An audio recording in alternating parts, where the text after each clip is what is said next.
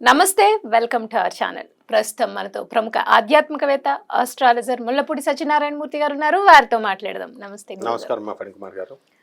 విశ్వవసు నామ సంవత్సరం అండి, కొత్త సంవత్సరం ఉగాది నుండి స్టార్ట్ అవుతుంది.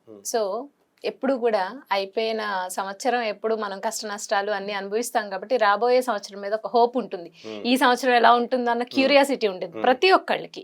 సో అందుకని మనం విశ్వవసు నామ సంవత్సరంలో ఓవరాల్ గా ఎలా ఉంది, అన్ని రాసుల వారికి అందరికీ ఎలా ఉంది అనేది మాట్లాడుకుని దాంతో పాటుగా రాశి ఫలితాలు కూడా చేద్దామండి. ఫస్ట్ ఓవరాల్ గా మీరు అసలు ఎలా ఉందో చెప్పి తర్వాత మేషరాశి వారికి ఎలా ఉందో చెప్పండి గురుగారు. అలాగే విశ్వావసు నామ సంవత్సరం అంటే అందరికీ సంపదలనిచ్చే సంవత్సరం అని అర్థం. సూపర్. అసలు లాస్ట్ ఇయర్ 2024 సంవత్సరం అంటే క్రోధి నామ సంవత్సరం. అందరూ కోపతాపాలతో కోర్టులకి భార్యాభర్తలు గొడవలు జరిగినాయి. వాళ్ళందరూ ఇప్పుడు రీకన్సిలేషన్కి వచ్చేసి ఈ సంవత్సరంలో 50% ఆఫ్ ద పీపుల్, దంపతులు, కపుల్స్ వీళ్ళంతా కూడా కలిసిపోతారు. 50% ఆఫ్ ద సివిల్ కేసెస్ ఇవన్నీ కూడా ఎవరి పొలాలు వాళ్ళకి వచ్చేయడం, హాస్టల్ కోర్టులో కేసెస్ అయిపోవడం జరుగుతుంది. ఈ సంవత్సరం రాజు సూర్యుడు, మంత్రి చంద్రుడు. కాబట్టి ఇంకేం కావాలి మనకి? రాజు కరుణామయుడై ఉంటాడు. అంటే రవి ఇప్పుడు కూడా స్ట్రిక్ట్ గా ఉంటాడు కానీ లోపల చాలా కరుణ ఉంటుంది. అందువల్లనే ఆ సూర్యనారాయణమూర్తి సింహరాశి వాళ్ళు, వీళ్ళకి ఏంటంటే వాళ్ళని ఎదురించకూడదు మనం. అందువలన ఈ యొక్క సంవత్సరంలో మనము ఎలా ఉంటుంది అంటే రాజు మంచివాడై ఉన్నాడు, మంత్రి చంద్రుడై ఉన్నాడు కాబట్టి, మళ్ళీ సైన్యాధ్యక్షుడు రవి అయి ఉన్నాడు కాబట్టి మనం ఈ సంవత్సరం బ్రహ్మాండంగా ఉంటుంది. భూకంపాలు ఉండవు, అస్సలు ఉండవు. ఏదో చిన్నది ఏ మూలనో ఎప్పుడో వస్తాయి కానీ మేజర్ గా ఉండవు. వర్షాకాలం మనకు రాబోతుంది, పుష్కలమైన వర్షాలు వస్తాయి. ఎందువల్లంటే ఏమండి రవి గట్టిగా ఉన్నాడండి అందుకని రావేమో అండి అనుకుంటారు, కాదు. నెక్స్ట్ ఈ కోర్టు లావాదేవీలు కలిసిపోతారు, విద్యార్థులు తెగ చదువుతారు, విదేశాలకు వెళ్ళేటటువంటి వాళ్ళ సంఖ్య ట్రంప్ వచ్చాడని తగ్గుతుంది అనుకుంటున్నారు కదా, ఏమీ తగ్గదు, పెరుగుతుంది. ఇంకా వీసాలు కూడా వస్తాయి, విదేశ వలసలు ఎక్కువ జరుగుతాయి. అండ్ చేపల రొయ్యల చెరువులు బాగా పెడతారు జనం. ఇంతకుముందు చేపలు టపీమని చచ్చిపోయే రొయ్యలు, ఇప్పుడు అలాంటివి ఉండవు. నెక్స్ట్ రైతులు బ్రహ్మాండమైనటువంటి పంట చేస్తారు, కాస్ట్లీ గ్యాడ్జెట్స్ కొంటారు, ఖరీదైన వస్తువులు ఇళ్లల్లో. అయితే వైవాహిక జీవితాల దగ్గరికి వచ్చేసరికి దాంపత్యం మీద ప్రతి ఒక్కళ్ళు కూడా అసలు ఇది కలియుగం అంటే కామయుగం.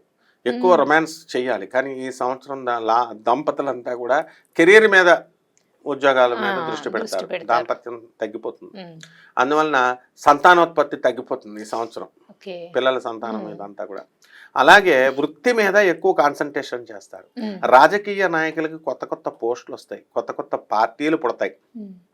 అలాగే ఇప్పుడు సినీ ప్రముఖులు ఉన్నారు కదా, వీళ్ళంతా కూడా మంచి పేరు తెచ్చుకుంటారు, కొన్ని సినిమాలు హిట్ అవుతాయి, మీడియా రంగంలో అద్భుతాలు సృష్టిస్తారు. అండ్ Y2K వచ్చేసింది, ఇప్పుడు డీక్సీక్ ఇలాంటి సాఫ్ట్వేర్లు వచ్చేసినాయి. అందువలన మనకి ఫ్రీగా మనకి ఈ యొక్క ఆర్టిఫిషియల్ ఇంటెలిజెన్స్ లో మనం అద్భుతాలు సృష్టిస్తాం. అంటే ఫ్రీగా యాప్స్ రాగానే చూస్తారు, ఇంతకు ముందు మనం మినిమం సబ్స్క్రిప్షన్స్ పెట్టి చూడాలి. ఈ విధంగా మనకి అన్ని వర్గాల ప్రజలకి కూడా, ముఖ్యంగా లేబర్, కష్టాన్ని నమ్ముకున్నటువంటి వాళ్ళకి వాళ్ళ దానికి తగ్గట్టుగా సంపద వస్తుంది, ఫలితం వస్తుంది. అండ్ యాంకర్లు, సినిమా హీరోయిన్ లాగా వాళ్ళ యొక్క చార్మ్ పెరుగుతుంది. అండ్ ఈ సంవత్సరం అంతా కూడా డామినేషన్ అన్నమాట. అంటే ఎవరి వృత్తుల్లో వాళ్ళ డామినేషన్. అలాగే ఫ్యామిలీలో లేడీ డామినేషన్ ఎక్కువ అవుతుంది, మంత్రిత్వం చేస్తారు భార్యలు. ఇంతకుముందు పాపం భర్తలను ఎలా కంట్రోల్ చేసుకోవాలో తెలియక వాళ్ళు మామూలుగా డైరెక్ట్ అడుగుతారు. ఇప్పుడు ఏమంటారు, ఇప్పుడు చూడండి, ఇంతకుముందు ఎగ్జాంపుల్ చెప్తాను.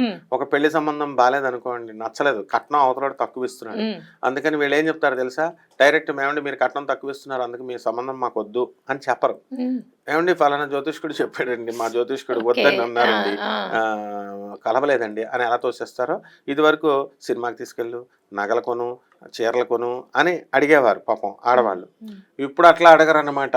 ఇప్పుడు ధనత్రయోదశి వచ్చింది, నువ్వు బంగారం కొనిపెట్టాలా, కుబేర ఇది కొంటే నువ్వు కోటీశ్వరుడు అవుతావు, లేదంటే నీ ఉద్యోగం ఊడిపోతుంది అని ఒక సింపుల్ గా మంత్రిత్వం. చంద్రుడు కదా చెప్పగానే వీడికి నిజంగానే సాఫ్ట్వేర్ రిసెషన్ లో ఉంది, ఎక్కడ ఉద్యోగం ఊడిపోతుందో అని చెప్పి భయం వేసి వీడు కొంటాడు. అలాగే చీరలు, ఒక కొత్త పండగను సృష్టిస్తారు అవసరమైతే.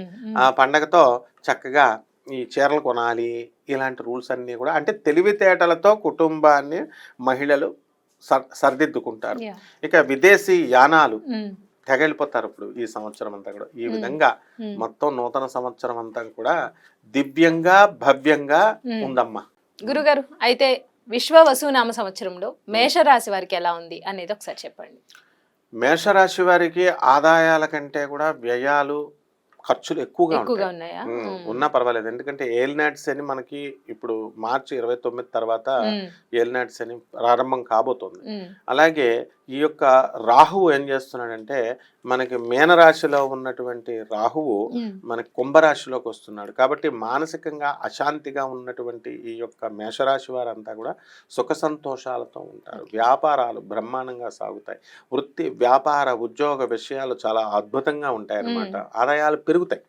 అంటే ప్రపోర్షనేట్గా ఖర్చులు ఎక్కువ అవుతాయంటే చుట్టాలకి బంధువులకి మన స్నేహితులకి వీళ్ళు మేషరాశి వారు హెల్పింగ్గా దూరి డబ్బులు అవి ఖర్చు చేస్తారు. అంతకుమించి ఆదాయం పడిపోతుందంటే అసలు రాదేమో అని కాదు. అలాగే ఈ యొక్క మేషరాశి వారు విదేశాలకు వెళతారు. అండ్ ఈ సినిమా యాక్టర్లు మంచి పేరు ప్రతిష్టలు తెచ్చుకుంటారు. ఆరోగ్య విషయాలలో ఎక్కువగా మనకి ఈ మేషరాశి వారికి వేడి ఎక్కువగా చేస్తుంది. అండ్ గొంతు నొప్పులు, మైగ్రేన్, దగ్గు ఇలాంటి చిన్న చిన్న వ్యాధులు తప్ప పెద్ద అనారోగ్య సమస్యలు లేవు. అండ్ ఈ మేషరాశి వాళ్ళంతా కూడా వాళ్ళ తల్లిదండ్రులు వార్ధక్యంలో ఉన్నటువంటి వాళ్ళ తల్లిదండ్రులంతా కూడా వీళ్ళ దగ్గరికి చేరడానికి అవకాశాలు ఉంటాయి. అలాగే తల్లిదండ్రుల ఆరోగ్యం గురించి మొన్నటిదాకా చాలా బాధపడినటువంటి వాళ్ళు ఈ ఉగాది నుంచి మే 30, 2025 సంవత్సరం వరకు ఎక్కువగా ఆలోచిస్తారు. ఆ తర్వాత ఆలోచన తగ్గిపోతుంది. అండ్ బట్టల వ్యాపారము, వస్త్రాల వ్యాపారము, తర్వాత ఈ యొక్క హాస్టల్స్, పబ్స్, రెస్టారెంట్స్ ఇలాంటి బిజినెస్లు బ్రహ్మాండంగా సాగుతాయి ఈ మేషరాశి వారికి. శత్రువులపై ఆధిపత్యం జరుగుతుంది.